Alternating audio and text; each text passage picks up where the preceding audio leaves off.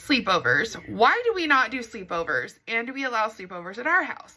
I've been asked this question a lot since I did videos about my kids' rules this past week. And so I thought I would address some of those questions all in one video. So why do we not do sleepovers? One, because lots of things can happen at a sleepover.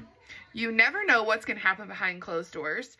You never know who's going to show up at those houses. You may know the person and trust them, but you can't always trust everyone else that they allow into their home.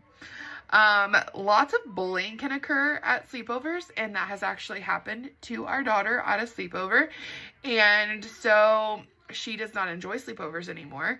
She never wanted to go back again after having a really bad experience. I also had a bad experience as a kid with a dad at a sleepover, and I became very scared and called for someone to pick me up because I did not feel comfortable. So that's always lived in the back of my mind, and I've never wanted my kids to be scared. Also, there's just so many things you hear on the news about girls or boys getting touched and things happening to them at sleepovers by both men and women. And it's just something that we don't want to subject our kids to. Can we protect our kids from everything in the world? No, we can't. The next question we were asked is, do we allow sleepovers at our house? Yes. We have allowed sleepovers at our house. A few of our neighbor girls have spent the night at our house a couple of times. And that's totally fine. Maddie does not like people in her space. She does not want people in her room. She doesn't like people messing with her stuff. Her room is her safe space, and that is her place, and she doesn't like people in it. So we don't typically do them at our house either. Now, does she ever get to have a sleepover? Are there any exceptions? Yeah, she stays at one of my neighbors' houses, which their mom and I are best friends.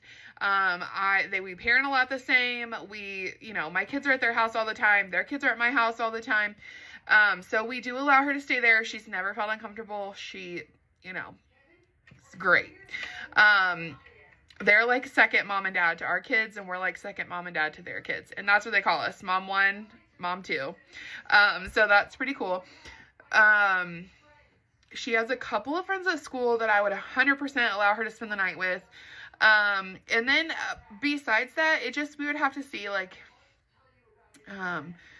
exactly, who it is and why, what will be going on, those kinds of things. But yeah, as she gets older, we're obviously going to allow her to have that freedom, to have them if she chooses to.